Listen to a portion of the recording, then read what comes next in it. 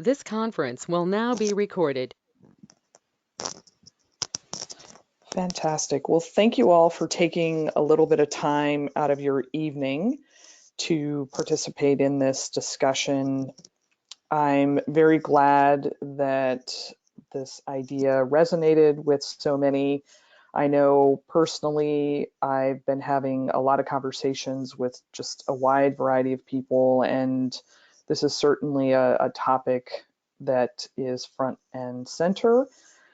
And so we're all here to talk a little bit about the uncertainty professionally given the public health crisis as a result of the coronavirus that we're facing and some of the various social distancing requirements and shelter in home that's going on. Just as a introduction to this, I'm going to stay very focused on this particular topic. I know that some of the questions that were submitted had to do with broader career questions, job search questions. For this conversation and the time that we're going to spend this evening, I'm not necessarily going to be talking about those, but there's some threads that may apply. Certainly, we can follow up afterwards. There are a number of individuals who've joined us. Again, thank you. Just as a quick introduction, some of you I do have an opportunity to know through the various coaching work that I do. Some of you were being introduced for the first time. So I just want to give a quick overview of who I am and why this conversation is something that I felt like I had some comments and insights to provide. My name is Pam Schilling. I co-founded and am the CEO of a company called Archer Career, and we are focused on trying to provide insights and execution of those things that affect your career advancement. My firm started about 10 years ago, focusing largely on individual career matters. We've grown and expanded into technology. And like many of you, I have my own career that I'm thinking about. I also have a small team as part of my company. I'm a small business owner, and these type of matters are not just the kind of work that I deal with, but they're also very personal. Prior to this, I have a background in strategy consulting, and I also worked about 10 years of my career in the technology industry. I have an MBA from Chicago Booth, as well as some other education. And one of the things I did at an early point in my career when I went into career coaching is I went back to Chicago Booth and worked with the full-time MBA students. You will see that there are some very particular perspectives that I gained from that experience because of the time that I was there. I spend also a bit of my time in higher ed. I teach as an adjunct professor at DePaul University in the management department. I happen to teach a career management class. If you have college students, if any of you are yourselves college students, this is a really tumultuous time. I have great firsthand experience with what my students are dealing with. And so, again, a lot of the things that I'm thinking about are because so many of us are dealing with the uncertainty of this environment.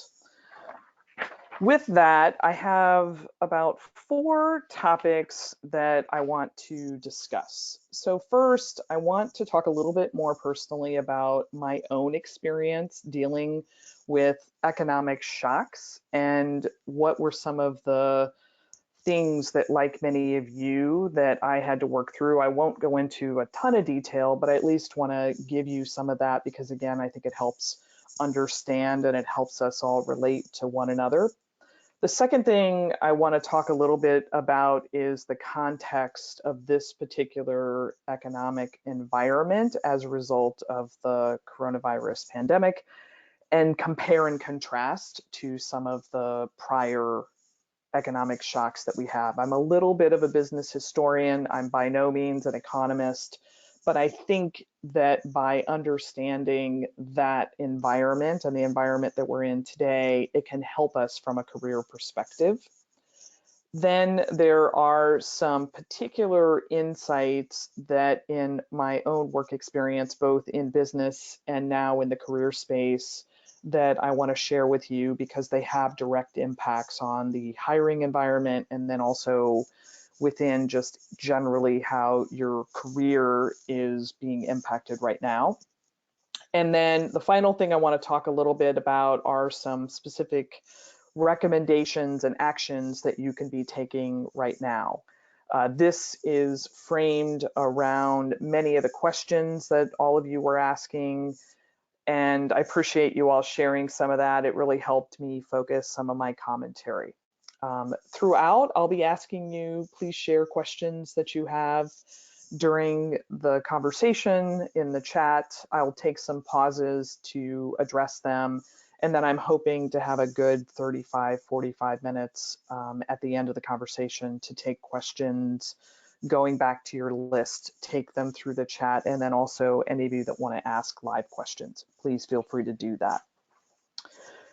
Excellent. So just by way of introduction, I have now been in the business environment, I guess, about 30 years or close to it. This means that over the course of my career, I have experienced, kind of as an adult, 3 major recessions.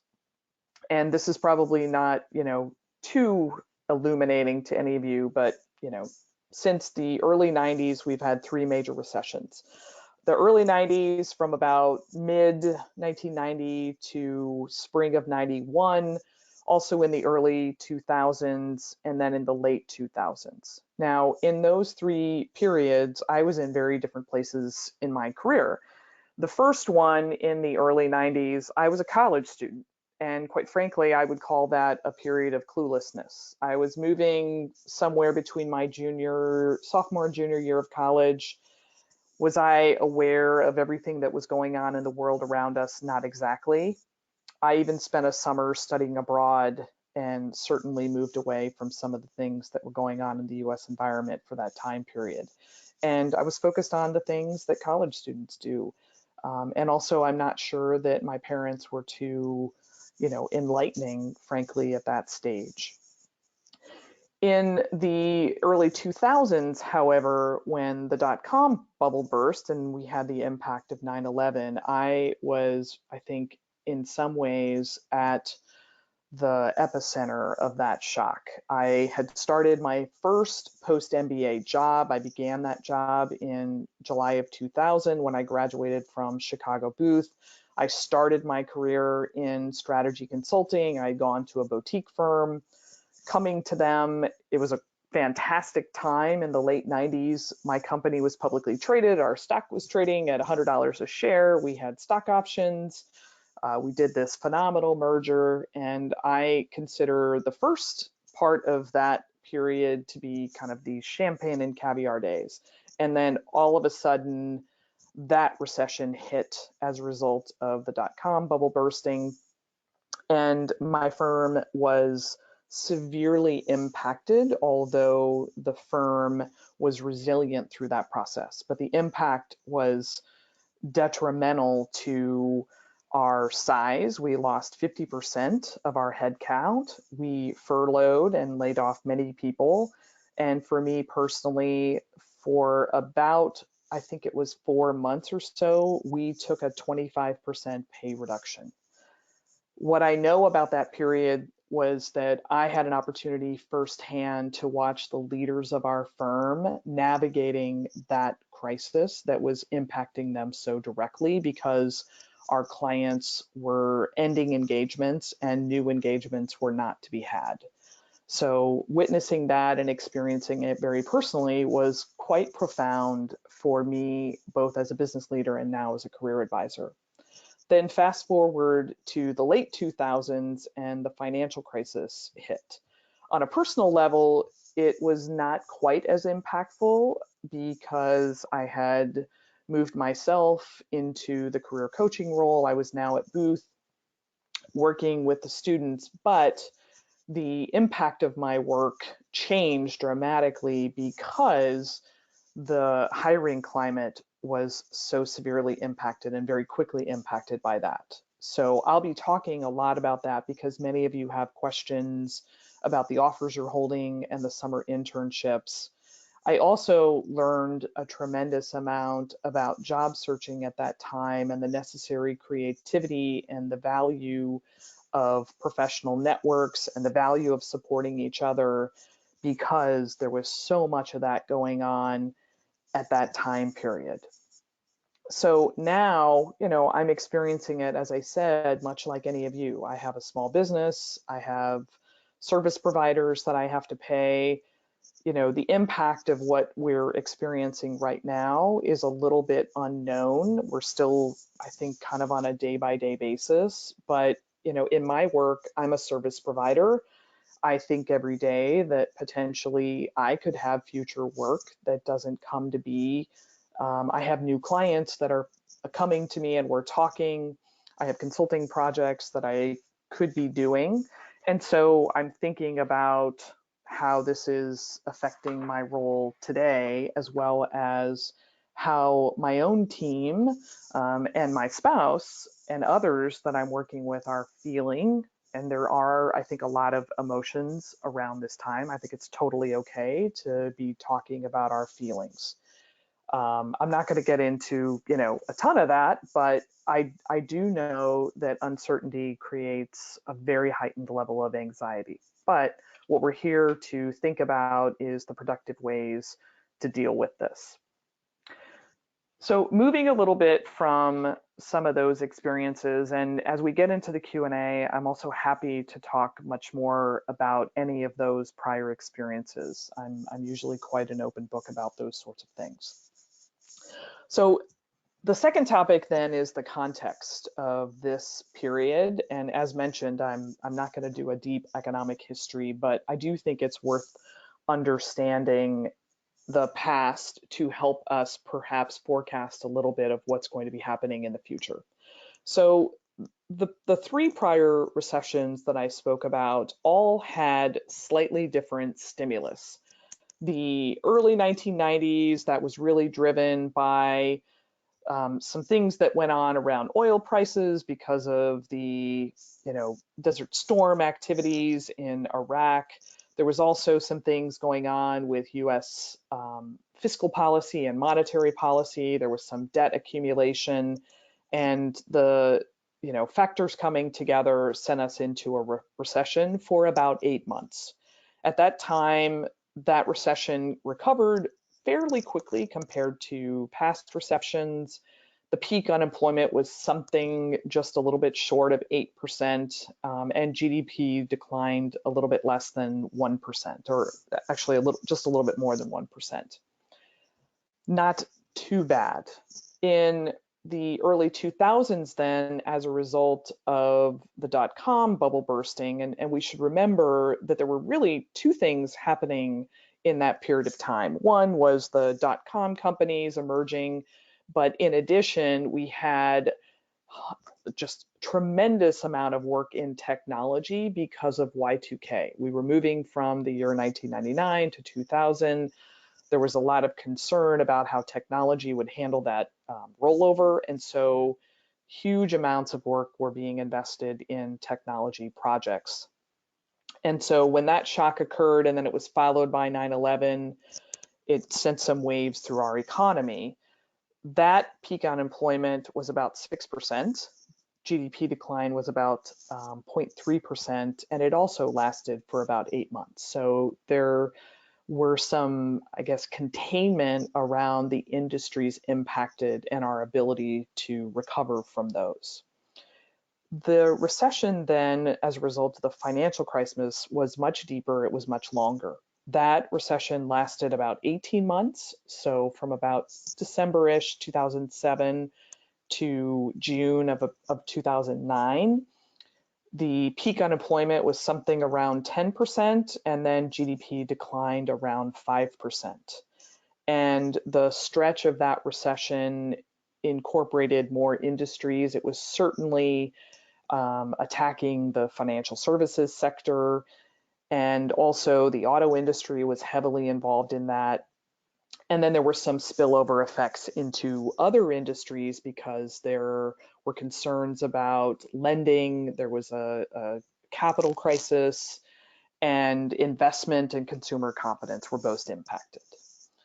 So how does all of this sort of roll then into the situation that we're facing right now? Well, a couple of things. So economic shocks are typically driven by three factors. One is on the demand side, and that is really driven by us and corporations and what we're spending. You know, if you think about the impact of 9/11, when that happened, people were not able to travel. When the dot-com bubble burst, people were not spending as much on infrastructure and technology. So demand is a big factor. The second area that impacts the economy and can drive recession is on the supply side. And so when goods and services are being put into the economy. So the early 90s, that had to do with oil prices rising. And that drove some of the recessionary activity. The third then is the financial environment. And really that's what happened in the mid 2000s or the late 2000s with the fall of Lehman Brothers and some subprime mortgages. And that was just the domino that happened. And in the financial markets, it was very devastating. So when we think about the circumstances that we're in now, and I'm reading what a lot of the economists are saying, I'm reading what some of the leaders at the Federal Reserve are saying to try to, reconcile some of this. What I think is different now has both positive and negative factors. So one of the things that is potentially a concern for people right now is that all three of those shocks are occurring simultaneously. So we have a demand shock because people are having to shelter. We've shut down non-essential businesses. So consumer spending is immediately cut off. And what we know is that non-essential spending in the US economy is about 39%. So of our total GDP, that's quite significant. And there's also a much wider array of industries that are being impacted. If we think about it, anything non-essential, anything requiring physical space is being impacted by this. Then on the supply side, we have some choke points. We have the supply chain that's being influenced, shipments from one country to another, particularly with China.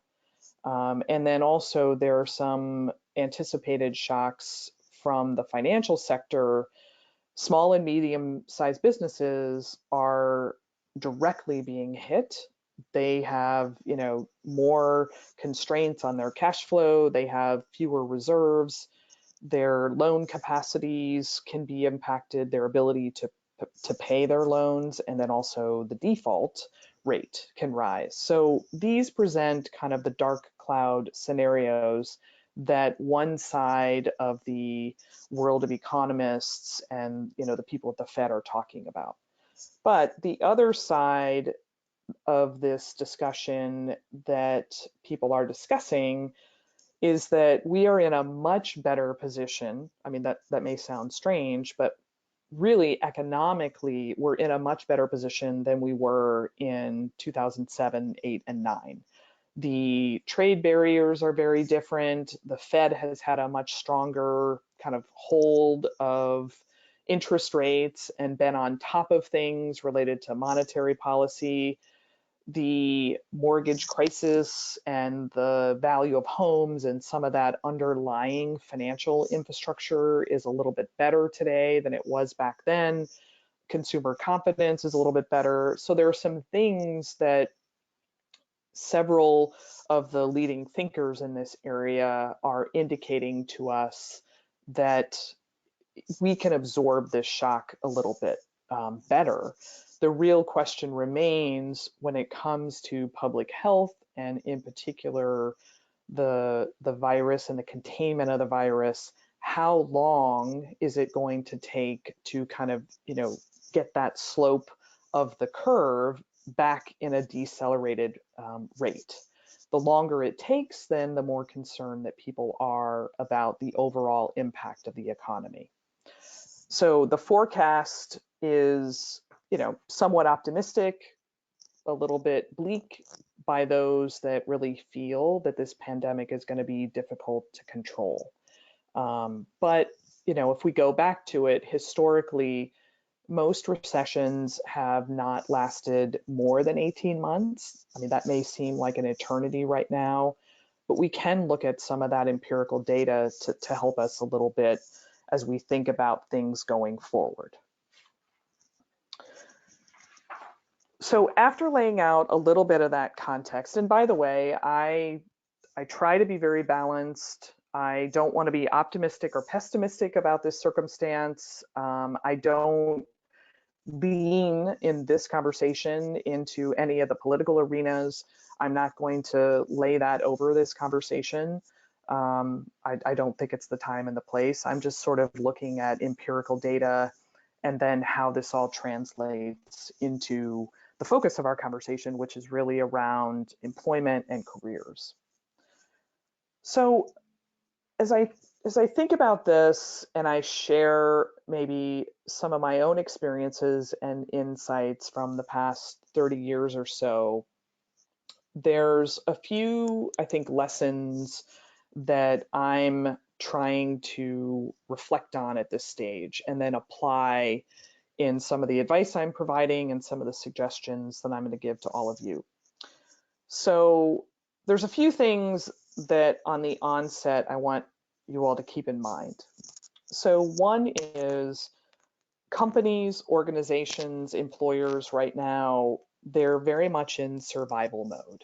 And what does that mean? It means if I'm a business, I want to keep my clients and customers engaged, happy, serving them based on our commitments, and having revenue continue is a top priority. And it does not matter whether you are in a production type of business, if you're in a merchandising type of business, or if you're in a services type of business or a financial institution. I think everybody has those same goals. The other thing we have to keep perspective on, and this is probably very obvious, but for many companies, the labor cost is their number one, number two, or number three expenditure. So for some businesses, the way to retain survivability, they have to think about how to reduce cost at this period in time. And for many of those businesses, there's no other options than to think about labor costs, especially when we think about small and medium businesses. And small businesses could be a person, it could be 5 people, medium businesses could have 100 or a couple hundred people. The fact of the matter is businesses at that stage run very lean on their cash. They don't have a lot of cash reserves. But even if I look at big companies are consistently, and we know this, they're worried about their stock price. They're trying to think about how to meet their earnings per share expectations. And, they're also trying to think about self-survival, and choices have to be made. When we go back then to many of you, the people that you work for, if you're presently employed, if you're students, the professors that you're working with, as individuals, we are human and we are worried about ourselves. And we will try, and I do think there's a tremendous evidence of this, that people are trying to also be worried about others. But at the end of the day, we have to take care of ourselves and our families, and our closest friends and whoever is in that small circle around us. So I say that because at times it may feel like people aren't concerned about you, or they haven't responded to an email. And we can take that a little bit personally, but we just have to remind ourselves that everybody's doing their best, but I have to also kind of take care of, my own close circle. So the communication that you get might be great. I had a phone call today with a colleague of mine. We'd had it on the calendar for a couple weeks. We kept it, and we spent the first 20 minutes kind of talking about how things are going and the weirdness and, some of that. It was a good conversation. It was very, in fact, personal, even though this was a business colleague of mine. I've had other conversations where the email exchange is a bit sharp, and I don't take it personally because I think there's some, stress in this environment. I would also say that decision making can be rational. It can also be irrational. And it may take a few years down the road to understand that a decision that was made, in fact, was rational. And I think that's some of the lessons when I think back to the earlier days of my career. Now I have a very different mindset because I'm in a different role, and I'm actually the decision maker. So applying that then to first the hiring environment, a few things that I'll talk about, and these relate to some of your questions. One, new offers. So companies that have made offers or are in the hiring process. The reality of the situation is that one, new offers may be slow to come. Companies may have to slow down that process. They may also have other fires burning that they have to deal with. The kinds of offers that might come more quickly are those that impact critical roles. What that is probably a bit determined by that organization.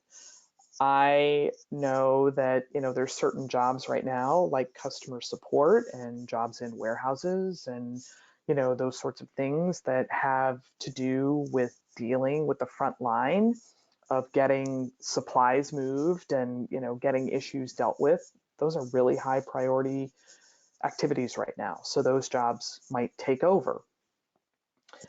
Also, there are degrees of impact on different industries. And so in the hiring environment for industries that are either on the critical list right now, or are in industries that are a little less effective or can weather this storm, that hiring may continue. It's just going to depend a little bit.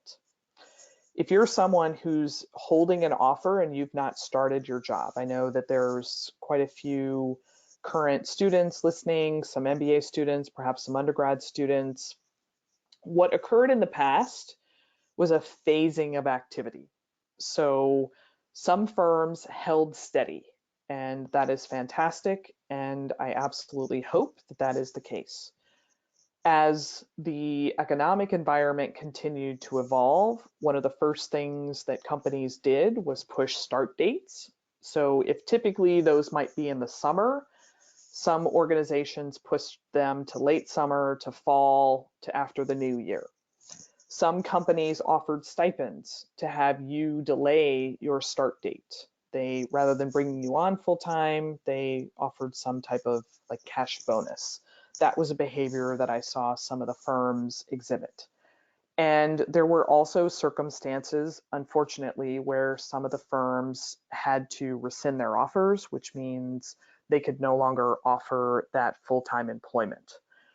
I would say that that occurred with companies that had direct impacts from the recessionary environment. So in 2008-9, that would have been investment banks, asset management companies, so those organizations within the financial services sector. It did happen to consulting firms as some of their client work was delayed or had to end. And that was across many different consulting firms, whether they were large or small. It also happened in certain businesses that I would say had special circumstances. So in 2008-9, the automotive industry had some crisis as well as some other industries. There was a federal assistance program called TARP put into place, As a result of that, there were certain hiring restrictions. So many of those companies could no longer sponsor students who had visas, who required work authorization because of the requirements of TARP. So I think a little bit about that because there is some legislation that looks like it's going to be occurring where there's some stimulus coming from the US government that may come with some restrictions. So it's something to consider and think about. And again, not every company was impacted by it. So there are these macro trends, but each of you will have to think about your circumstance individually. If I think then about the internship environment, there's some similarities to internships and full-time, meaning it occurred in phases where certain decisions were made very early, but some companies waited a little bit longer. I think that some internships outright were canceled, some were shortened, and again, it just depended on the organization. One of the factors that I'm considering right now, and probably many of you are as well, is that the calendar is not as favorable to us related to internships right now. So internships typically start May and June. We're not that far away from that time period. Probably some organizations are just going to make decisions so that they eliminate the ambiguity of the situation. And also for those individuals that their internship is no longer possible, it might give you a better opportunity to find something that's an alternative. And some companies know that and they want to, allow that best practice to happen for you.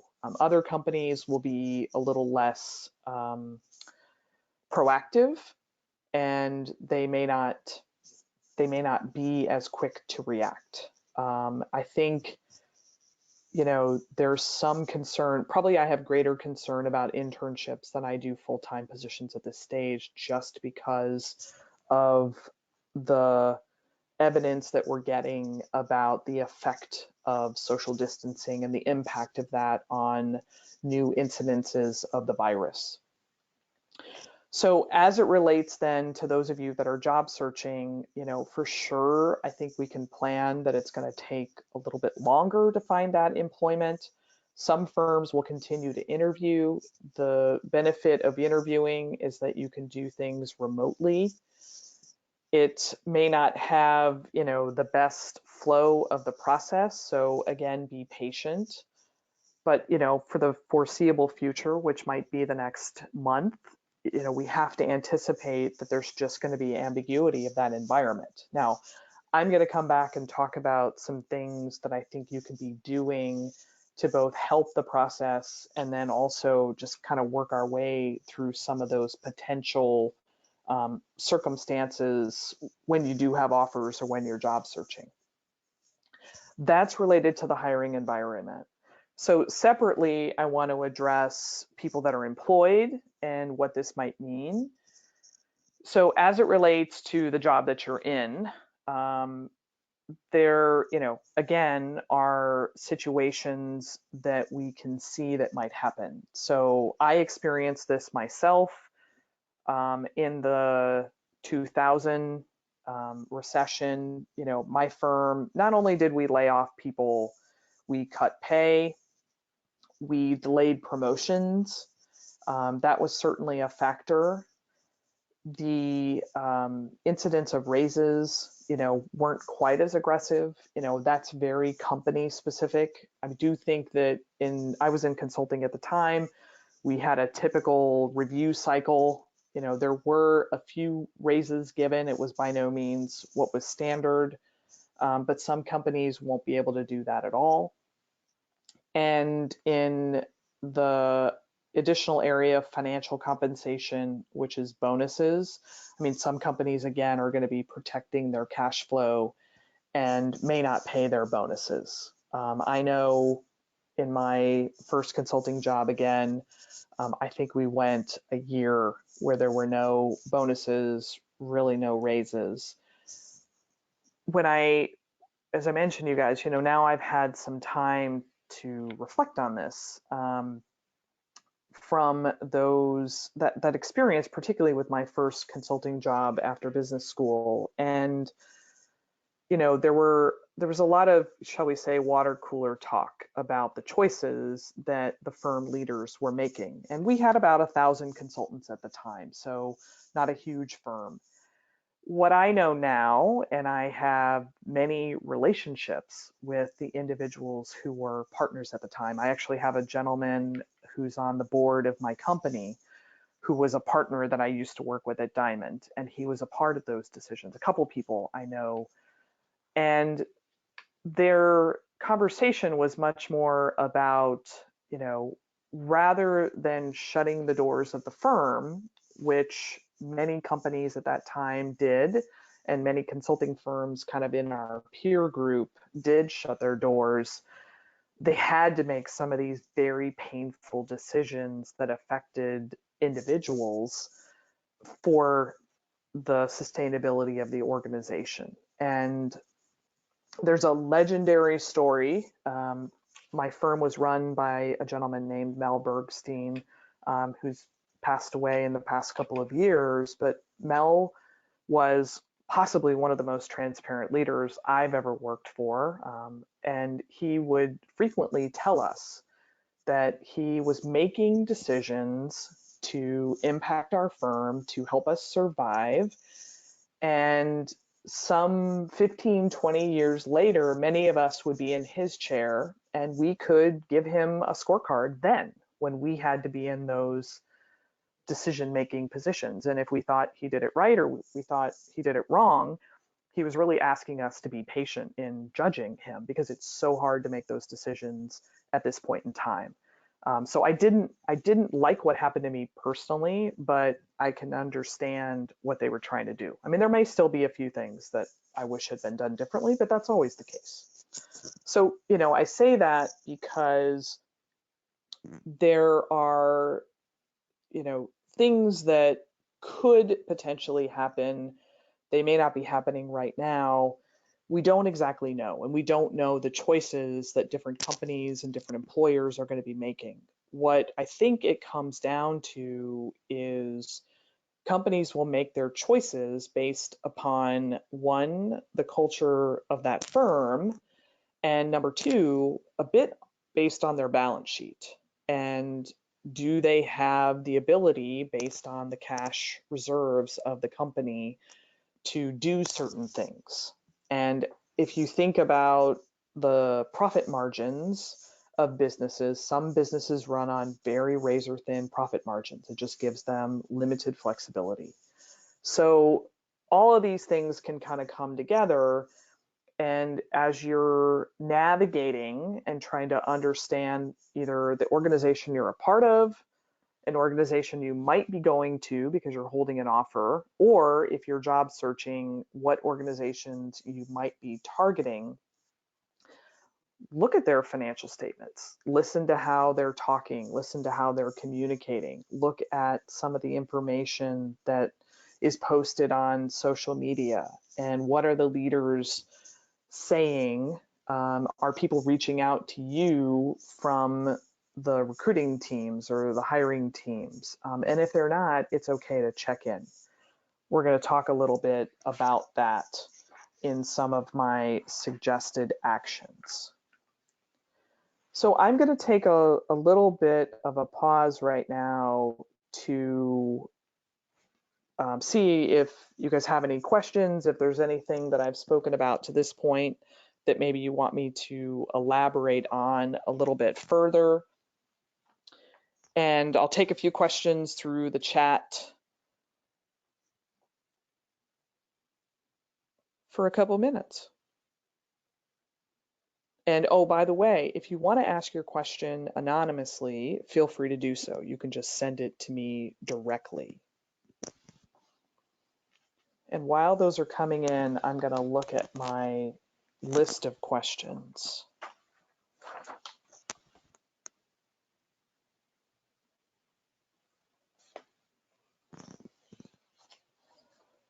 Great. So there's one question in the chat about networking and informational interviews. And I'm going to talk a little bit more about that, but I think it's such a great question, and I think it's something that came through quite often when you all were registering.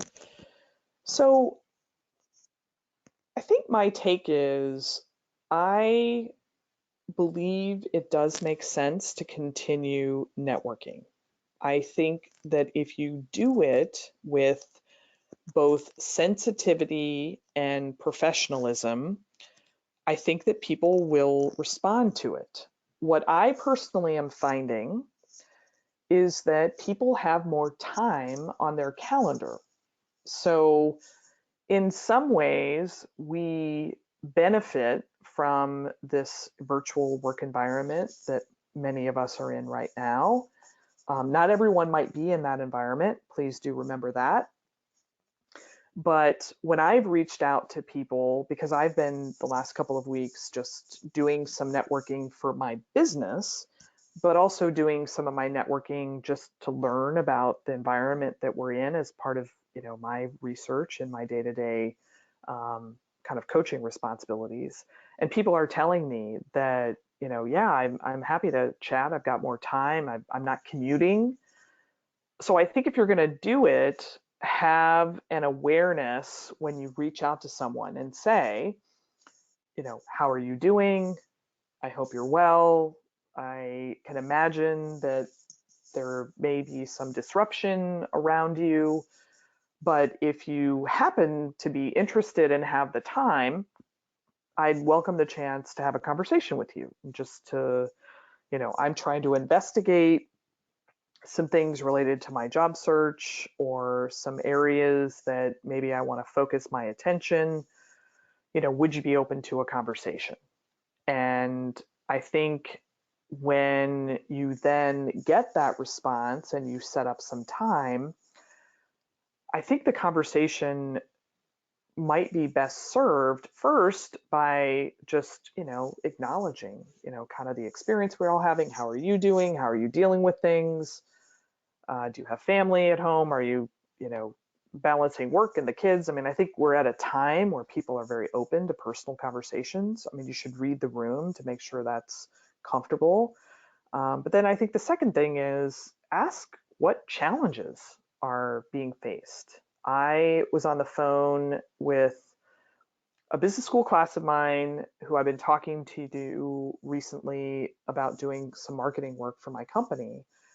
And my first question was, how are you guys faring? How is your client work doing? How are the people on your team? And we probably spent a good 15 minutes kind of business person to business person, thinking about what challenges we were facing. And I think people really appreciate that. And then what it can translate into is you gaining some understanding about where there are needs in those organizations.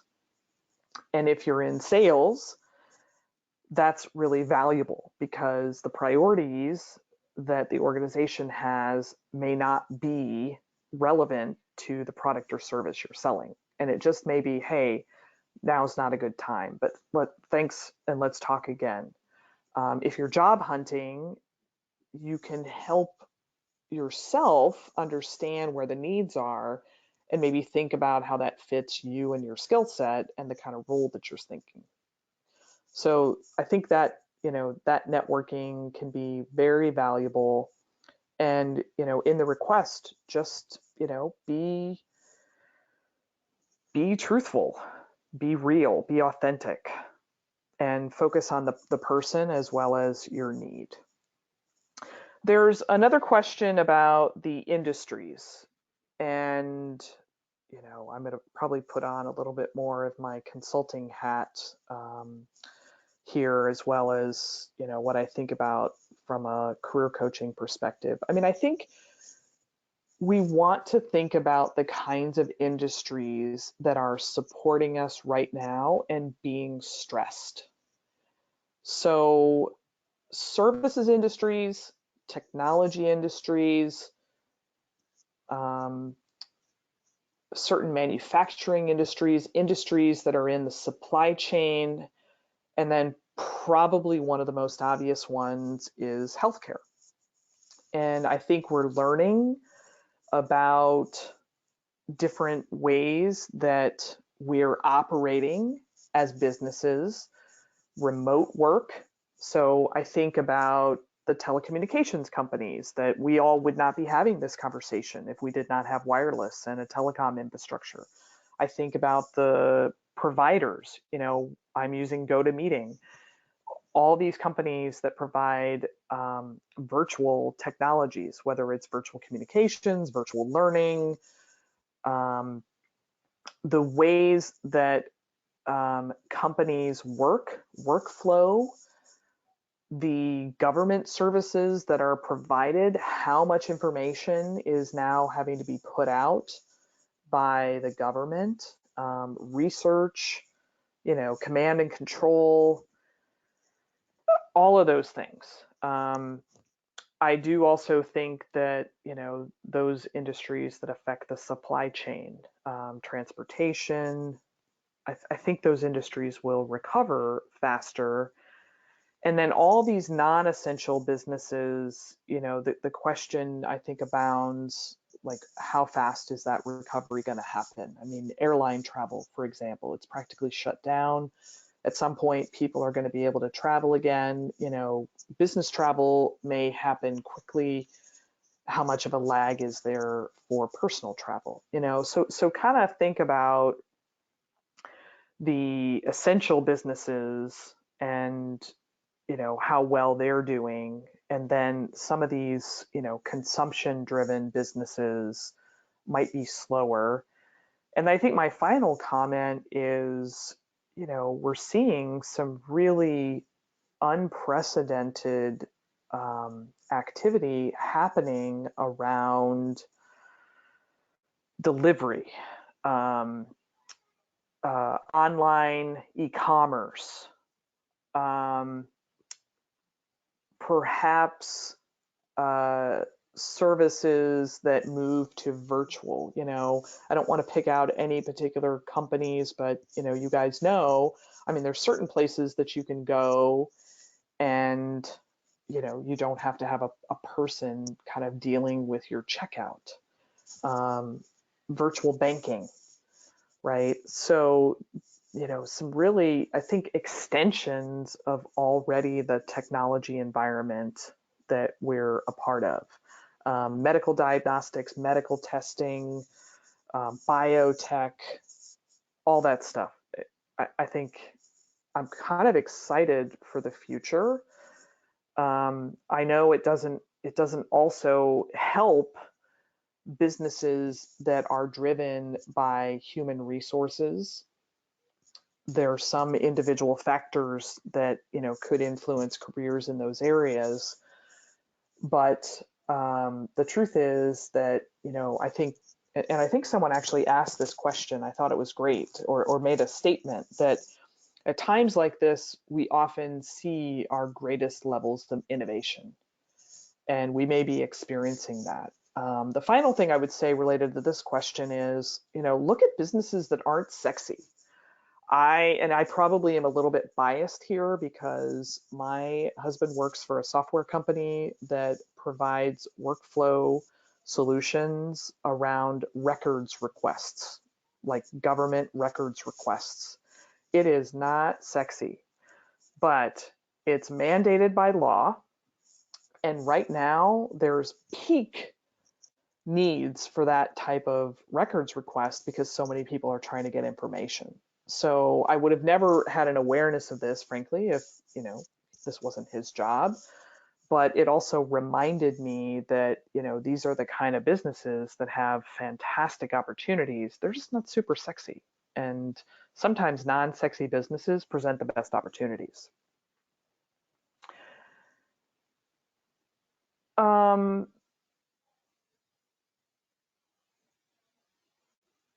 So there's some questions about the recruiting environment and the impact. There's a couple of them.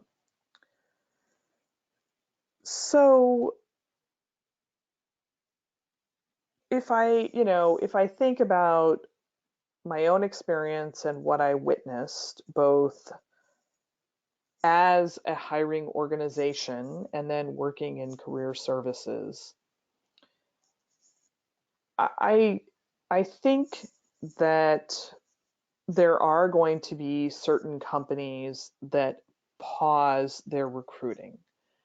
I think we're seeing it already, right? This is the spring. Some of you are in graduate school. Maybe some of you listening are in undergraduate programs. You may, see that any type of campus related activity is being paused or canceled. I've been doing some research on websites like Reddit, where there's a lot of exchange, and Twitter, and I can see some of that activity happening. So there are some companies who right now are going to take an approach of, we're just going to cancel our recruiting efforts like now for the roles we're hiring now because we want to be conservative. And others are trying to add clarity because they don't know their needs, and it's just better to create that clarity. And if the role is not essential, then you can make those type of choices. I think as we get into some of the cycles of hiring, the summer tends to be a robust hiring environment. Even though people are on vacations, they're starting to think about their needs.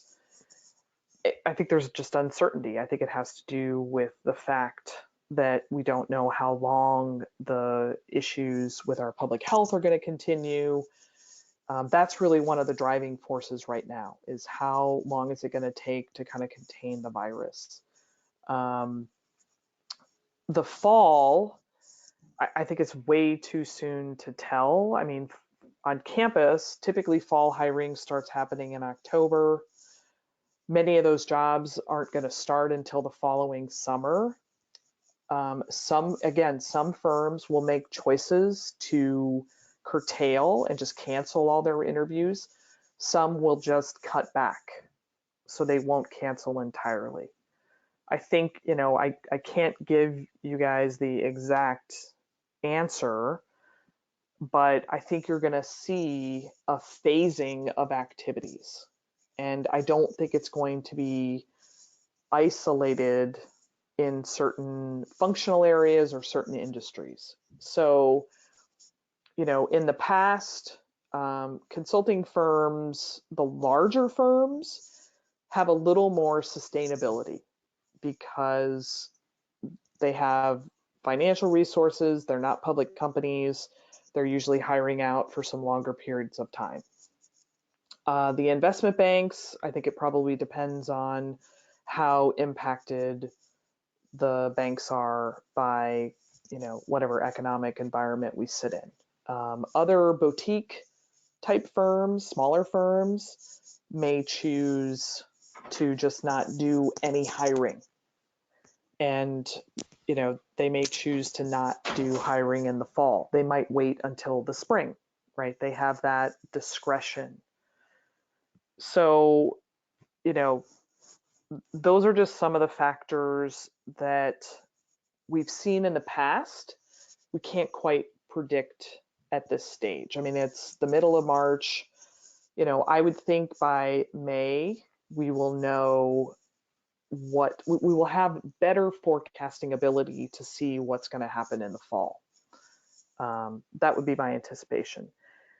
And I think there's some other questions about a surge, especially for companies that help with distressed companies. I think I would answer that question this way and maybe broaden it just a little bit. If I talk about consulting just a little bit, because that tends to be a sort of an interesting industry. Consulting firms do help companies with cost reduction efforts. And then there's a subset of consulting firms that help with turnaround or distressed companies.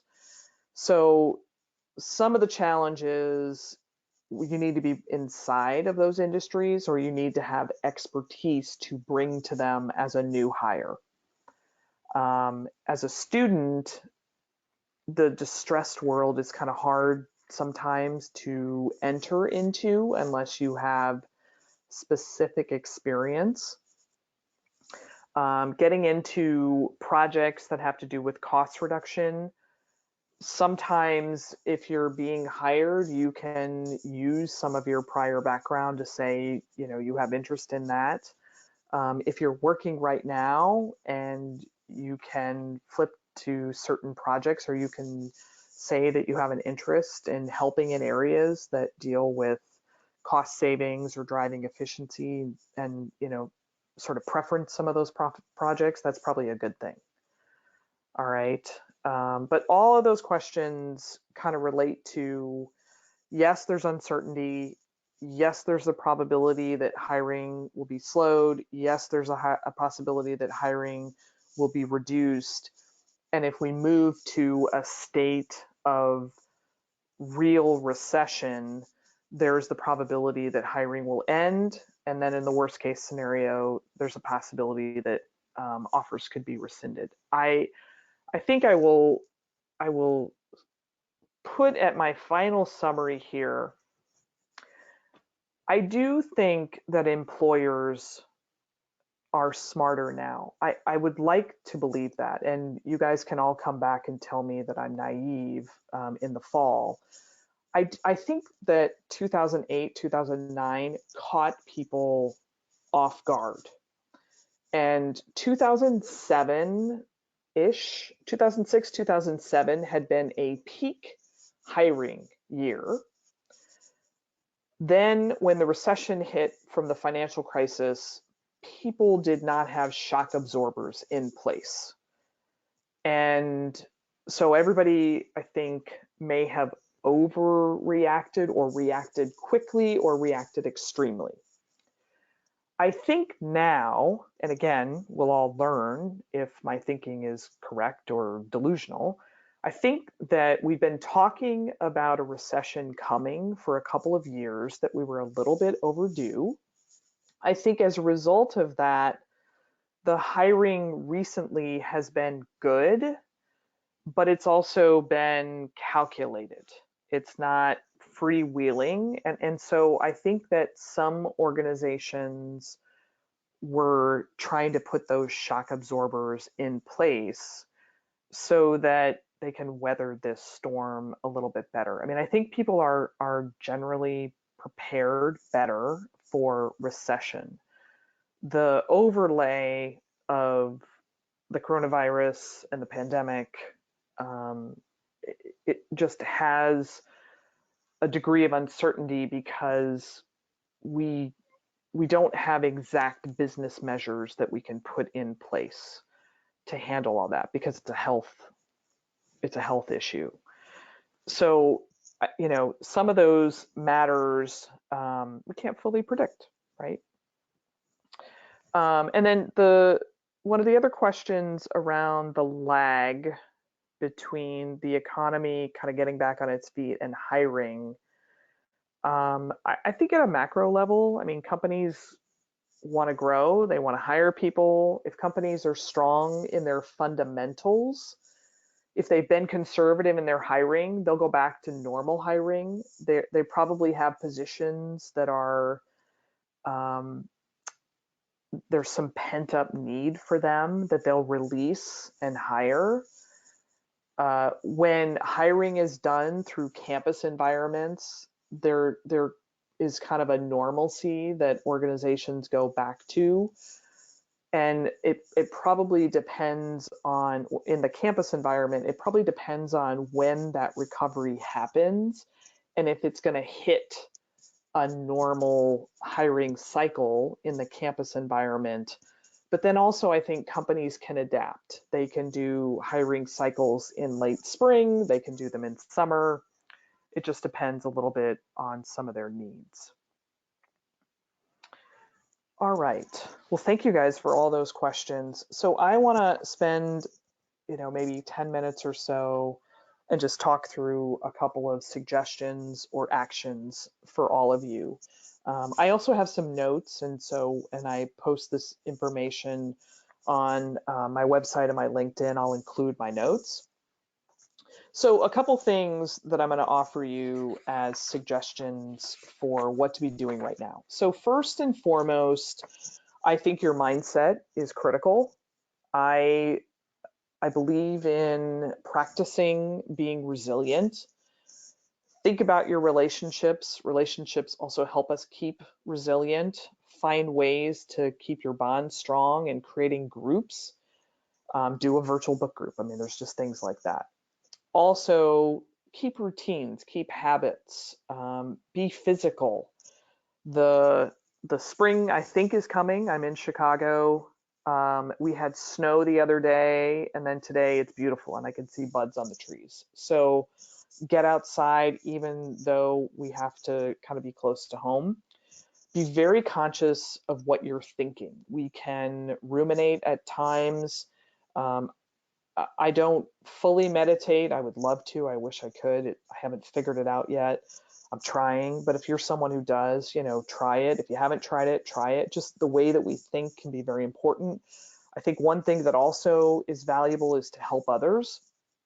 And you can even virtually volunteer. I've seen some things on LinkedIn. Set goals right now and make those goals happen. They can be personal, they can be professional, but this helps us focus and try to keep this balance of optimism and realism and retaining the long run outlook. When I had my pay cut in 2000, and every day I needed to stay staffed at my client. That was how my firm was furloughing and laying off people. If you rolled off a client, you knew that your next step was something exiting the firm. And when I look back on that, it was super stressful. But when I think over, it's been almost 20 years since that experience, I weathered it just fine. And many of my colleagues did as well, and you will. So having that long-term outlook, it just reminds us it's very easy to be short-term, and I think it's very natural. But this is what helps with our resilience, is knowing that there is a tomorrow. The second thing I will just offer you as an immediate activity is just think about your financial situation. There's a lot of data that says most Americans can't live 2 months without a paycheck. Think about that. Think about how you manage that. Do your own financial forecast. There's some, really creative things to be doing right now. Interest rates are incredibly low. Don't get yourself underwater. One thing I was doing was adjusting my Amazon subscription because I have boxes that come every month. There's probably things I don't really need. Just put that in place because you just don't know. When I graduated from business school, I lived a very good life. I had a very nice circumstance because I had a compensation package that allowed that. And then I found myself in a very difficult spot and I had to make some very hard choices. We don't always, we can't always turn on a dime, but think about that. I also encourage everyone, as my third suggestion, if you're working, if you're a student, if you're a job seeker, this applies. Be excellent. You don't have to be perfect, but really think about how you can be excellent. I think one area to be excellent is in communication. Step it up, be more proactive. If you don't normally talk to people live, make a phone call, speak to your boss. If you're working remotely, this is so unfamiliar and foreign to many people. Touch base with your managers, your superiors, your customers. Just tell them what you're doing. And it's not about micromanagement. It's not about, trying to make sure that you're getting your job done. It's just this building of trust and knowing that people are worried about things. And I think, that just goes a long, long way. Think about ways you can elevate what you do. Meet deadlines earlier, put in a little bit of extra research around a project, proofread that document one more time. Just show that, extra bit of attention. I think another opportunity right now is to think about skill building and to be creative, because there's tremendous amount of online resources. And if you, have a little more flexibility and an extra hour in the day because you're not commuting, this is the perfect time to add some skills. The research says the top skills in business, some of you may not be in business, but for the most part in business, technology skills and particularly programming. You can learn Python through online programs, and some of them are free, if not inexpensive. Data analytics and business intelligence. Learn about some of the different analytics and data visualization and dashboards, those things. Project management skills are highly in demand. That's a skill that can be learned. Writing skills, really quality writing, summary level, executive level, persuasive writing, putting business plans together, that degree of communication is highly valued. Customer service skills, and what are some of the principles, and there's KPIs around customer service that a lot of companies value, that because that can be a huge expense for organizations, and it can also be a big factor in customer retention. In the area of marketing, huge demand for marketing skills. Marketing research, marketing analytics are just a couple of them. Pricing and pricing strategies, so much to learn. And do you have a skill set that could be transferred over to that? If you're trying to, add more value within your current role, and also, perhaps look at new roles. In the area of finance, Excel and financial modeling, I was talking with one of my clients about that this morning, and, I teach, I work in an academic environment. I've worked as a financial analyst. The gap between what I see undergraduate and sometimes MBA students have as a skill set in Excel and what really is the possibility and what can be done in the work environment, that gap is pretty wide. And you can also be more efficient if you have really good Excel skills. Even if you're not working in a finance job, that's something that many companies value. And just overlaying all that, getting really good with the tools that sit on our desktops. I'm using a PowerPoint.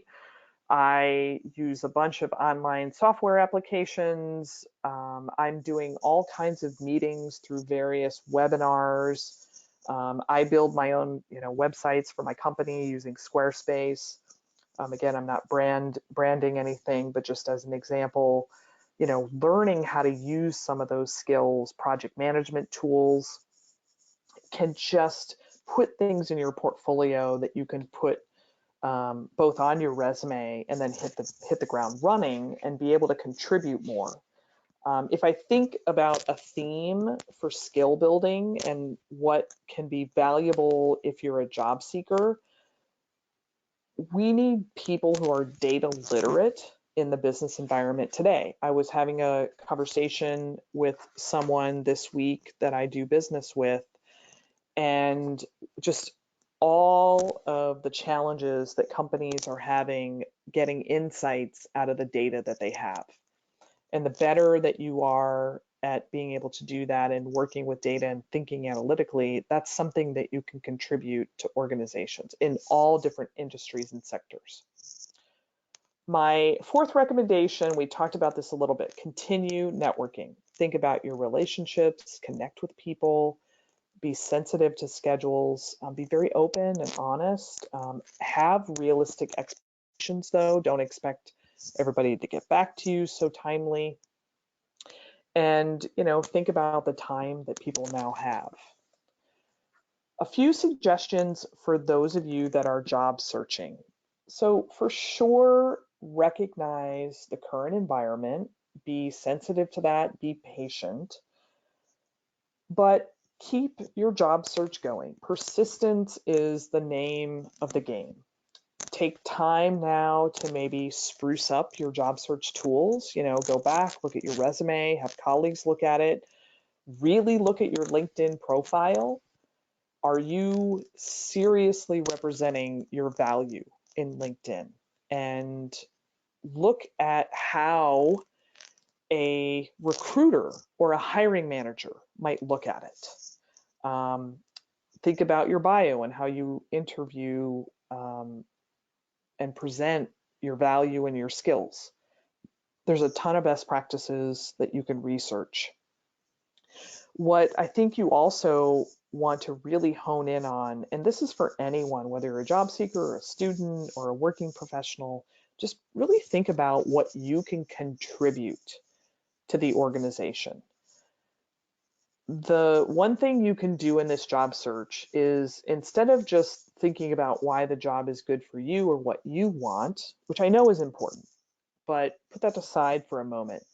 Figure out where companies are facing challenges and how you can help them solve that challenge. And that just changes the tone of a conversation. Then do your homework. Look at organizations that really have essential services right now. Be open to an alternative role. My husband did a job search last summer. I've talked about it openly with many of my clients and when I'm doing workshops. He originally was looking at an implementation role in a software organization, and his skill set just didn't quite fit. And ultimately, he was hired in their customer support team, and it's been a great fit. And it's helped him, and perhaps at some point he'll be able to move to that implementation role. But what they really needed was great customer support people. So, maybe there's a role that gets you into the right company. And if it's the right company, then you should be able to move if you've done great work for them and shown your value. So do some due diligence on the type of organizations. If it's a public company, look at their financials. If you can get some information, try to figure that out. Think about if they're people first and what some of their practices are. It's hard to do. Consider volunteer roles while you're job searching, and even as students, to build experiential learning and added experiences. People value work experience, whether it's paid or unpaid. And in that same spirit, look at alternative places for employment. So there are staffing agencies, account temps, and Robert Half, and there's others. Look at contract roles, temp to permanent. Places like Upwork have all kinds of contract jobs. Some startups, I'm in Chicago again. Most of the major cities now have startup incubators. In Chicago, we have a variety of them. There's often companies looking for help. Ideally, they would pay you, but even if they're looking for something unpaid, that experience can be fantastic. And then you never know what that might offer as a referral opportunity. And, great things will happen. And if you're, consistent and you show how you can contribute to an organization, something's going to happen. It just might take a little bit more time. So my last two suggestions are on kind of two ends of the spectrum. So one is, do some scenario planning to really think about, for you personally, your best and worst case scenarios, professional and personal. And whether you're employed, a student, an experienced experienced working professional looking for a job, nobody's immune to the shocks or, clearly some of the health considerations that we're facing. I did this with my team on Monday. We had a 2-hour conference call and we talked about our best and worst case scenarios through the end of the year. I, as the leader of this team and the one of our major decision makers. I found it illuminating. The people on my team had great ideas. They had insights. It also gave us a chance to kind of talk about concerns and then do some planning. So I really recommend that, and talking with others and not being afraid, because almost everybody's in the same circumstance, and it does not show weakness. It just shows an attention to planning. So that's kind of one side of the spectrum. The other side then is take advantage of this time. It is unprecedented, but quite frankly, I've spent more time with my family the last 2 weeks than I normally do. I work multiple nights a week. I have a very, kind of crazy schedule. I was supposed to be out of town for a couple of weeks. I'm trying to take notice of the fact that I get to be home. And as much as my kids are a distraction, you guys haven't seen it, but they've been in my office like 3 times during this webinar. I'm trying to think about how I'm getting to spend this time with them that I don't normally do. I'm teaching. My kids are in 1st grade. I'm trying to supplement some of their learning. My husband and I are having dinner together. We don't do that every night of the week. I'm talking to people that I haven't talked to in a while. I'm watching movies. I mean, we watched the movie E.T. last weekend. We wouldn't normally do that. If any of you are too young to know that movie, look it up on the internet. It was fantastic. So I say that because this is part of being resilient. And being resilient is noticeable. People in the employment environment notice when you're realistic about the circumstances, but just saying, hey, I'm gonna make it work, I'm gonna make the best of it. And as I kind of wrap up my comments, and I'll take some more of your questions, I want to think about examples that I've seen. So one of my very close friends, when I first started my job at Diamond, which was my firm right after business school, we were in the same start group. So we started literally the same day. I won't use his name, just for some confidentiality. But when our firm did furloughs, I was at a client and he was not, and so he was furloughed, which means he was not working. And then eventually our firm had to do layoffs, and he was one of the people that lost his position. And so for about 2 years, he worked as just an independent consultant and trying to do projects. I had moved on to another company about 3 years later, and I hired him to come in and do a project as part of my team. And then eventually things, kind of got back together, and he actually went back to our firm and made partner in about 6 years, and subsequently has risen through the ranks of the consulting environment, and is now at one of the extremely large consulting firms, and is like a practice leader. And I look at how he took the kind of bumps and setbacks of that time. I admire him because he's a smart person and he's a fantastic consultant, but I equally admire him because of that resilience and that tenacity. So, I think we all probably know people like that, and it's inspiring. And I'm hoping that we don't find ourselves in those situations, but whatever lies ahead of us, we're going to deal with it. So keep that in mind.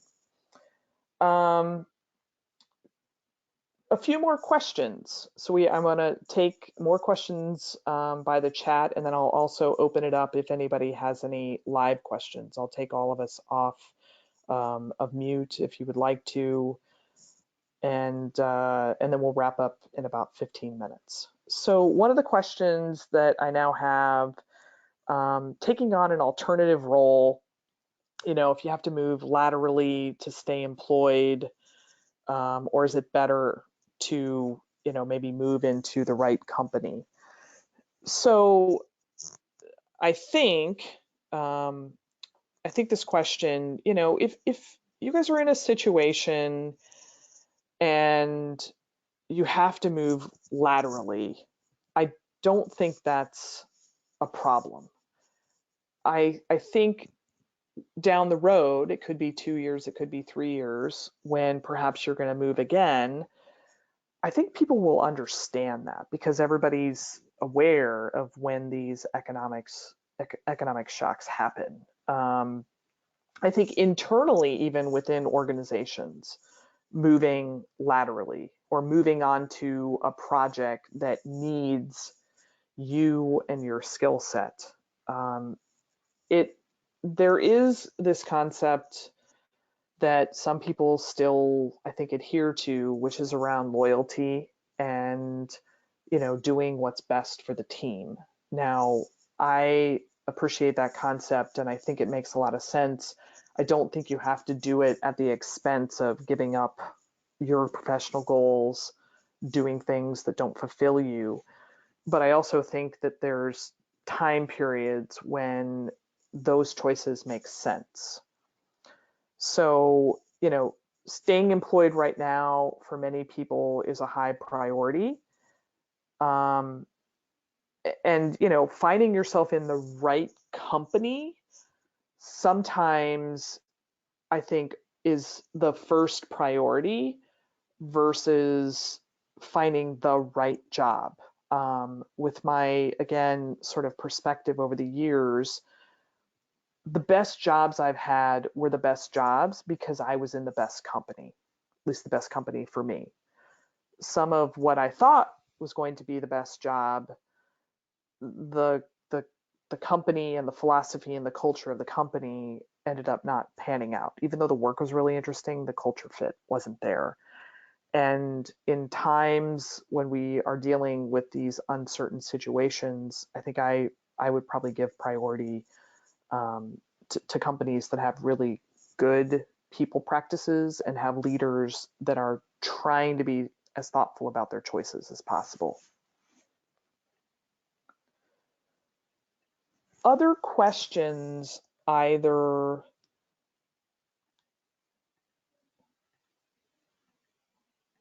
live or through the chat?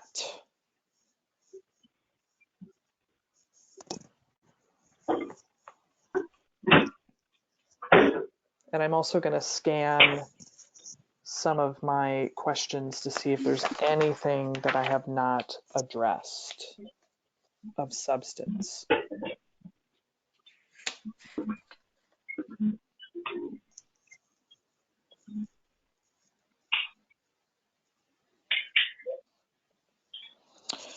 So there's a question about international opportunities. I think from my perspective, and you know, I can say I don't have complete exposure to this right now. But from my perspective, I mean, I think that the challenges we're facing are across many countries. I do some work in Europe. I travel to Europe every spring to give a lecture. I have colleagues over there. I think that they're facing some of the same uncertainty that we are. I think if you look at Asia, that's equally difficult. In the UK, you know, some of the challenges are the same that we're facing. I mean, there's certainly, I think, some regions that are doing a better job of managing. But I think that, you know, the financial crisis of 2008, 2009 was a global crisis. I suspect that some of the economic impacts of this situation will also be global, and maybe there's a few places that are, you know, a little bit buffered. I do have some colleagues in India. I think that they're facing some of the same, you know, I work with a development team, a software development team. They're doing shelter in home right now. Now that I think some of the differences with some of the international markets, particularly something like India, is a ton of that work is done virtually and remote anyway. But I can see some of the impacts around the globe as well. And I also think that there are some places that may not handle this public health crisis as well as the US and other, although we can debate whether we're handling it well, but I think we've kind of put our hands around it a bit. So I think internationally, I think there's a few countries, I think the way I would maybe summarize it is there's a few countries kind of ahead on containment of this virus, and then I think there are some countries that are behind. And so that just adds some complexity to the hiring environment. A couple of other questions, that I can maybe address directly. I've had a couple questions about, is now a good time to quit my job? Does it, make sense to do that sort of thing? I mean, those are very personal choices. If you're someone who needs to be employed, I think realizing the job search environment is going to be extended. That's a consideration. I think some individuals are, in school and going off to new employment, maybe working as a part-time student, watch and monitor just to make sure that, there's this saying, a bird in the hand is better, and just trying to balance some of that. And then, a lot of it, these are very personal decisions. I know when I finished graduate school, I took 10 weeks off. I resigned from my employer. Had it been the next year, I would have found myself in a very precarious position. So, thinking about some of those ways to keep the goals that you have, but protect and sustain yourself at kind of those, fundamental levels. But I think, as long as you're making your choices wisely, I think the hiring environment, sometimes it helps when you're employed. Sometimes it doesn't. There's just pros and cons in any of these questions that you all are asking. What I think, because I suspect there are probably some individual questions, when you're perhaps facing a decision, do an assessment of the pros and the cons, or the factors that you control and the factors that you don't control. And by having that information at your disposal, and then perhaps getting a little bit of external input, could be a friend, could be a family member, could be someone in a career office, could be a supervisor, etc., a former colleague, get a little bit of external input to make sure that you don't have a blind spot. That will help you navigate some of these choices and decisions that you're making. And also it will enable you, I think, better to see the, environment and taking the condition of uncertainty and just making it a little bit clearer, right? I do a lot of those activities myself, and I certainly advise many of my clients to. Just by putting it on paper, it helps a lot. Fantastic. I am going to move to wrap us up. Thank you all who have joined and were listening. A couple of short comments. I will post this recording both on my website and my LinkedIn, along with some of my notes. Another opportunity, I'm going to be donating some of my coaching time. I am a small business. I have some small business around me. What I've decided to do is take, 4 to 6 hours a week for individuals who want coaching appointments. I have a very, very small fee for them. And I'm going to take that fee and I'm going to donate it to one of the small businesses that's located near my house. I'm trying to play my part. I want to be available for coaching for people that have maybe more personal questions, and then it's the best way I can think about to help my local community and serve the small businesses. So that information is on my website, and I will try to be doing that, over the next, 6 weeks or so. With that, I thank you all. Good night. Good luck to everyone. Stay safe. Be as, open-minded and optimistic and planful as you can. And again, thank you guys. Good night. Good night. Thank you.